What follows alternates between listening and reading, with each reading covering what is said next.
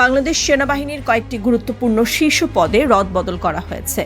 রোববার সেনাবাহিনী সদর দপ্তর থেকে এ সংক্রান্ত আদেশ জারি করা হয়। প্রতিরক্ষা মন্ত্রণালয়ের সূত্র বিষয়টি নিশ্চিত করেছে। সামরিক প্রশাসনের উচ্চ পর্যায়ে এই পরিবর্তনকে তাৎপর্যপূর্ণ হিসেবে দেখা হচ্ছে। আদেশ অনুযায়ী সেনাবাহিনীর chief of general staff CGS হিসেবে নিয়োগ পেয়েছেন মাইনুর রহমান। তিনি লেফটেন্যান্ট জেনারেল পদমর্যাদার কর্মকর্তা। এর আগে তিনি আর্টিলারি ডকট্রিন অ্যান্ড ট্রেনিং সেন্টারের জিওসি হিসেবে দায়িত্ব পালন করছিলেন। কৌশলগত পরিকল্পনা, অপারেশনাল সমন্বয় এবং বাহিনীর প্রশাসনিক তত্ত্বাবধানে সিজিএস পদ অত্যন্ত গুরুত্বপূর্ণ বলে বিবেচিত।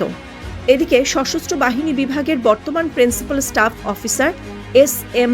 কামরুল হাসানকে রাষ্ট্রদূত হিসেবে পররাষ্ট্র মন্ত্রণালয়ে বদলি করা হয়েছে। লেফটেন্যান্ট জেনারেল পদমর্যাদার এই কর্মকর্তার নতুন দায়িত্ব কূটনৈতিক অঙ্গনে বাংলাদেশের প্রতিনিধিত্ব নিশ্চিত করবেন। তার স্থলে নতুন প্রিন্সিপাল স্টাফ অফিসার হিসেবে নিয়োগ পেয়েছেন মীর মুশফিকুর রহমান। তিনি এর আগে 24 পদাতিক ডিভিশনের জিওসি হিসেবে কর্মরত ছিলেন।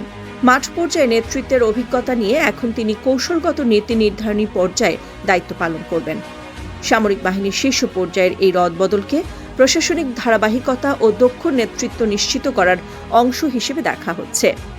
নতুন দায়িত্বপ্রাপ্ত কর্মকর্তাদের উপর এখন নজর থাকবে কৌশলগত সক্ষমতা ও বাহিনীর আধুনিকায়ন প্রক্রিয়া কতটা গতিশীল হয় সেটি সময়ই বলে দেবে।